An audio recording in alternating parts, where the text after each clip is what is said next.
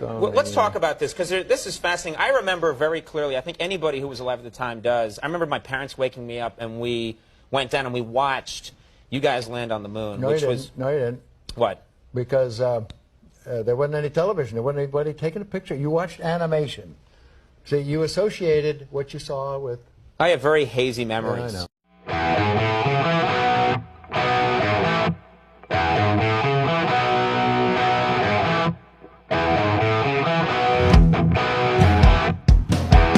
The scariest moment of the journey? Scariest. It didn't happen. It could have been scary. Certainly. Why has nobody been to the moon in such a long time? That's not an 8-year-old's question. That's my question. I want to know what I think I know. Because we didn't go there, and that's the way it happened. The thought occurred to me that, do I really want to be on the first one? And I came to the conclusion that I really didn't, because I could anticipate a little bit at that time all the commitments and responsibilities that would go along with being on that first flight. And I was a little apprehensive about all the public appearances and so forth. And I felt, gee, if I want to do it, fine. The second flight is going to do the same thing, maybe a little more. Why not go on that one instead of the first? At the time, you feel very much, or I did feel very much on stage, feel very much on stage, feel very much on stage. 240,000 miles away, it doesn't seem like on stage, but when you know that millions of people are watching on television, millions of people are watching on television, millions of people are watching on television, listening to your voice, you're, in a word, apprehensive of not doing something wrong or not fulfilling what's expected of you. How disappointed were you that you were the second man on the moon and not the first? I like to be associated with the fact that I was on the first lunar landing mission instead of being the second man to walk on the moon. But it doesn't bother me particularly. It irritates the heck out of my father, though. He's always looking out for the best things for his offspring. Can you remember if you were disappointed when the decision was taken, what, a month or so before you actually went to the moon? Oh, yeah, certainly disappointed. But I think that my life would have been a little more hectic had I been the first. Who knows, I might even decided to become a college professor the way Neil did. You'd do it all again? Yeah, I'm sure there'd be trying moments if I did it again. But having gone through it once, I'd be a much smarter person. And yet, Buzz, it almost destroyed you. Right.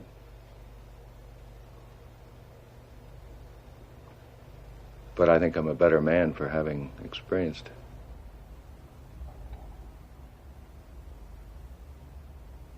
Today we're taking a crucial step to secure America's future in space by reviving the National Space Council after it has been dormant almost 25 years, if you can believe it.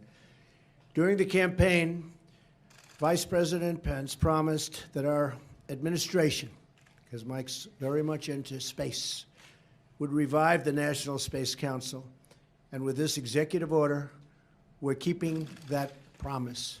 Feel very strongly about it. I felt strongly about it for a long time. I used to say, before doing what I did, I used to say, what happened? Why aren't we moving forward?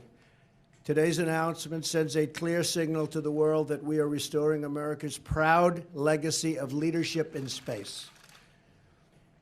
The human soul yearns for discovery. By unlocking the mysteries of the universe, we unlock truths within ourselves. That's true.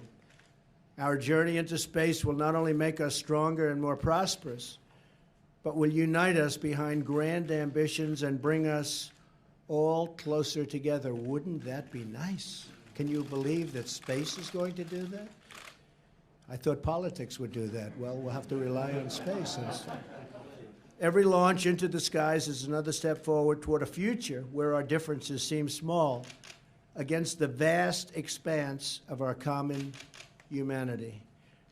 Sometimes you have to view things from a distance in order to see the real truth. It is America's destiny to be at the forefront of humanity's eternal quest for knowledge and to be the leader amongst nations on our adventure into the great unknown. And I could say the great and very beautiful unknown. Nothing more beautiful. With the actions we're launching today, America will think big once again. Important words. Think big. We haven't been thinking so big for a long time, but we're thinking big again as a country. Infinity and beyond was infinity. It could be infinity. We really don't know that, but it could be. There's got to be something, but it could be infinity, right? Okay. Zoe, favorite? What is your favorite thing about space? Going there. Going there. Because not many people have been there. It's nice to do something that other people haven't done. But you don't want to do dangerous things. You want to do successful things. And if it's new and different, there may be some things where something could go wrong. So you want to be prepared. This is a truism, and you need to remember it. Prior, that's before, prior planning prevents poor performance. 4 P's. Prior planning prevents.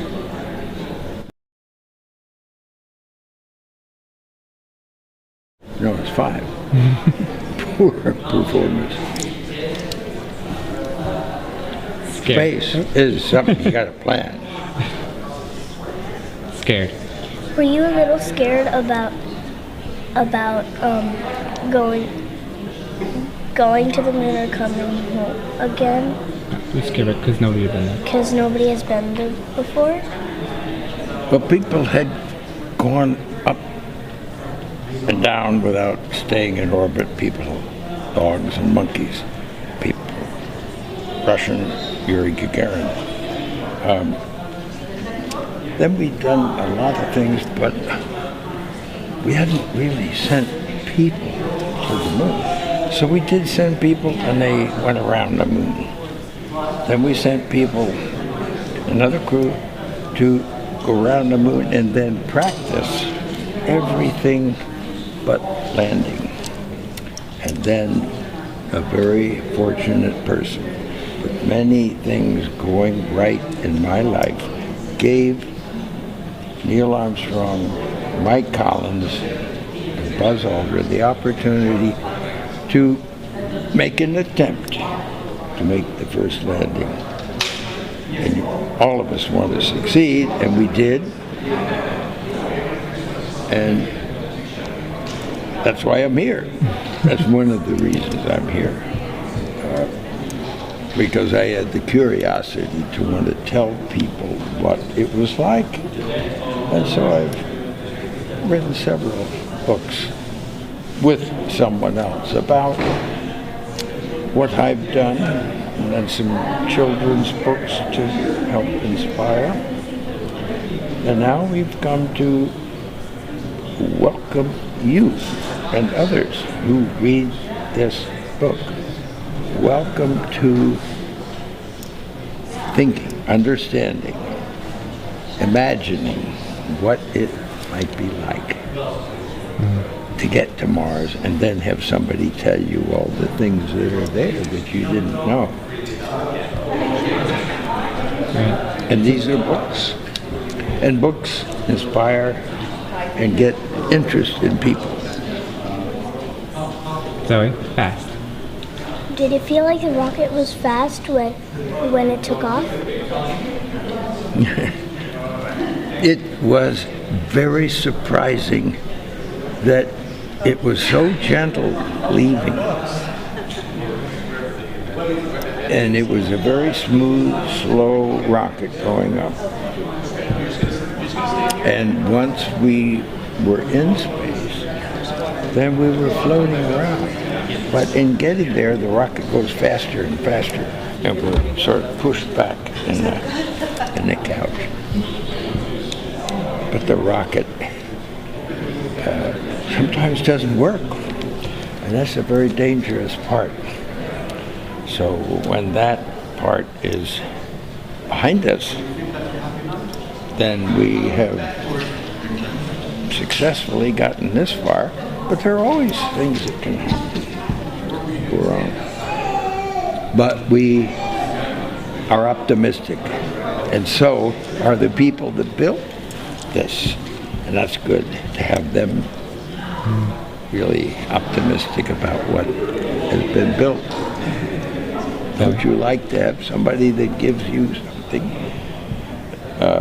Know that when you pick it up and do something, it's not going to break. They test things. Flying. What else do you want to know? Flying. What's it like? What's it like being in space with no gravity? Did it feel like you were flying? There is you would think that there is a motion, a movement when you look out the window, but it looks like the Earth is moving and you're just, it's like being high in an airplane, but much, much higher. And you're floating because there's no gravity. But that's just a description. There is gravity all the way out to the moon and beyond. What keeps the moon there? Gravity. There's gravity. But gravity is making us fall. But we've got motion, so that makes us move this way. You swing something on the end of a string, and it's going to keep the string taut. So that's what keeps us in orbit. With gravity, it's balanced, and it's floating. And I'm a diver, a scuba diver, and when you get down underneath the water, you're floating. And that's just like in space, until you start to move, and then you make waves, or it's not quite the same as total floating. It's more fun up there. But that doesn't mean I like to see the fish. Long time. Why has nobody been to the moon in such a long time? That's not an 8-year-old's question. That's my question. I want to know, but I think I know. Because we didn't go there, and that's the way it happened. And if it didn't happen, it's nice to know why it didn't happen, so in the future, if we want to keep doing something, we need to know why something stopped in the past that we wanted to keep it going.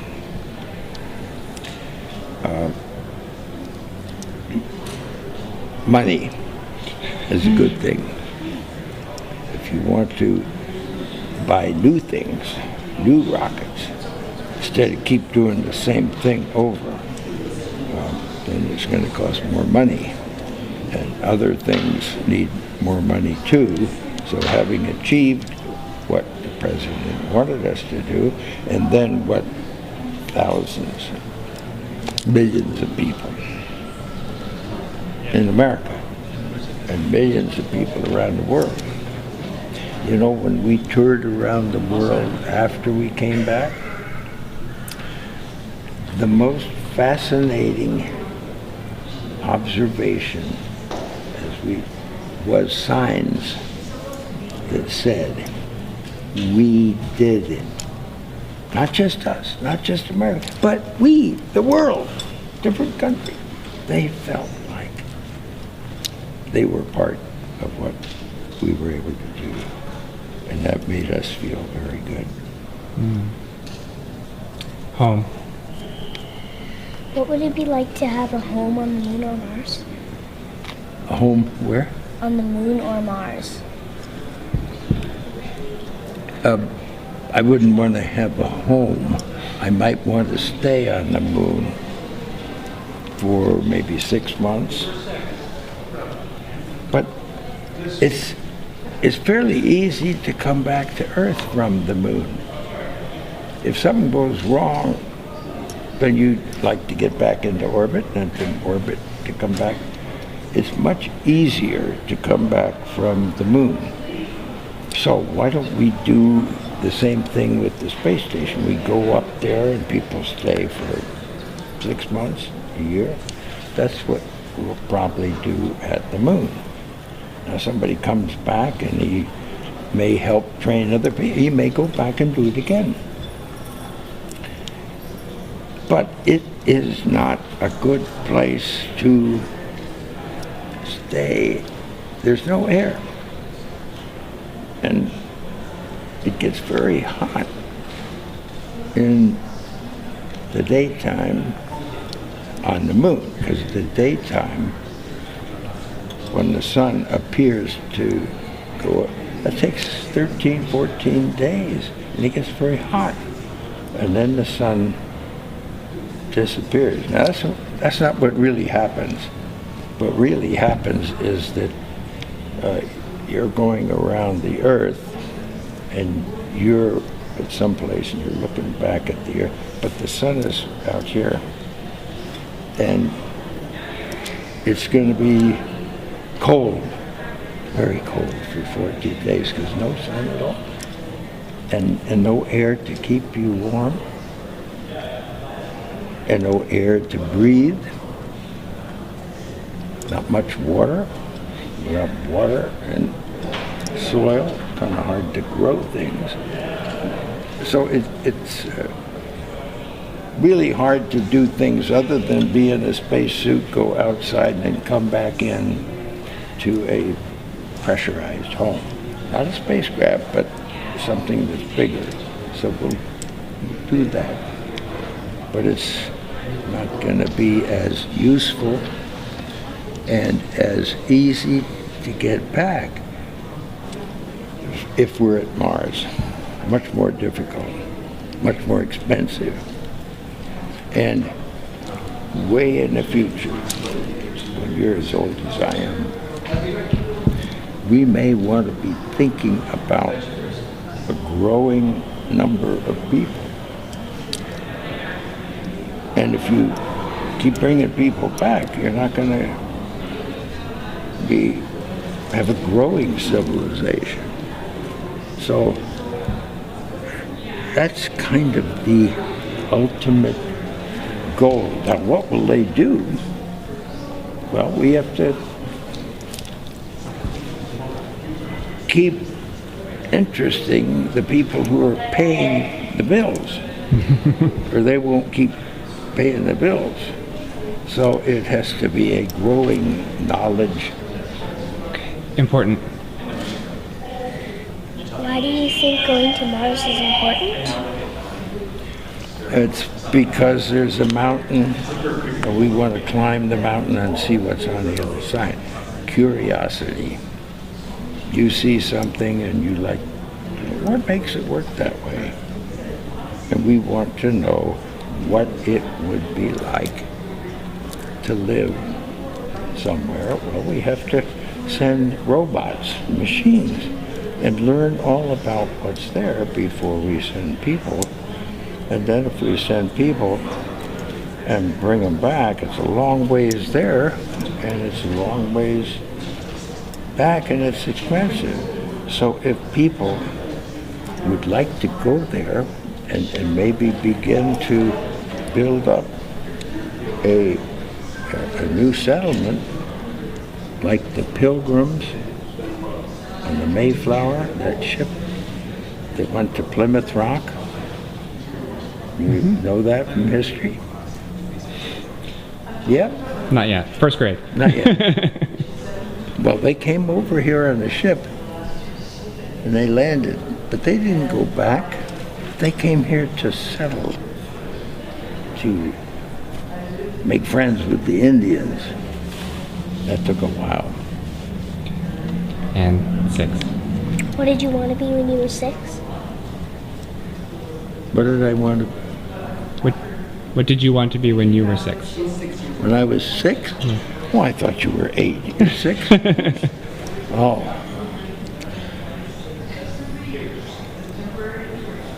Instead of walking to school, I wanted to maybe be able to drive to school. Instead of getting on the bus, we played ball. I wanted to maybe be a sport ball player, maybe a football player, somebody who could run fast.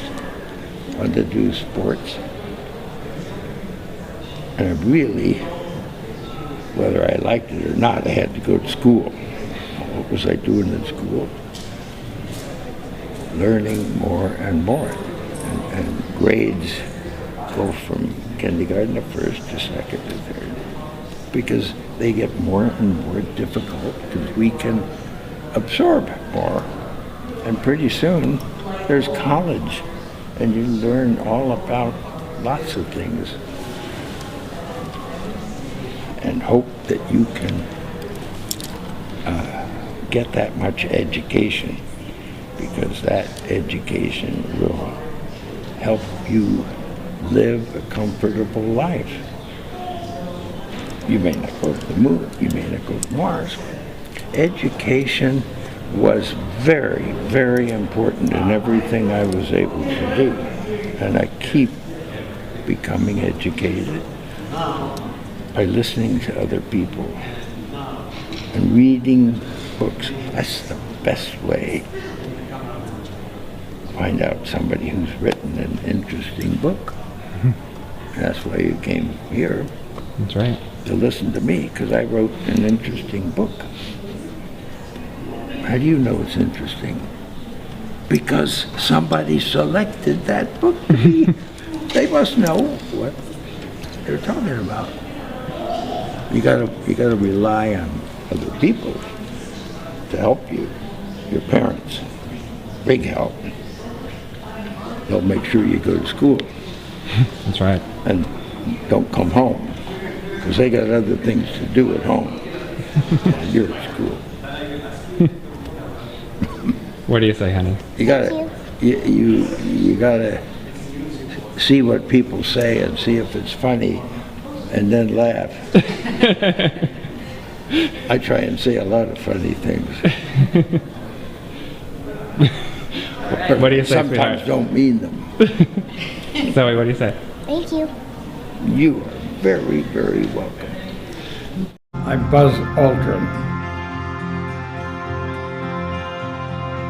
We had 2 spacecraft. One was called Columbia. That was a command module. The other was Eagle. The Eagle landed on the moon, and then we were able to look back and see Columbia, the gem of the ocean.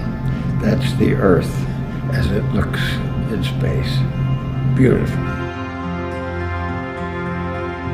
My words looking out the window were magnificent desolation. They will get lots of advice, and I believe that when they arrive, it will be, we come in peace to stay. The Space Force, I think, should have a nice motto: Guardians of Peace. What if his appearance occurs on a Sunday morning. My prophetic word to you this morning is get ready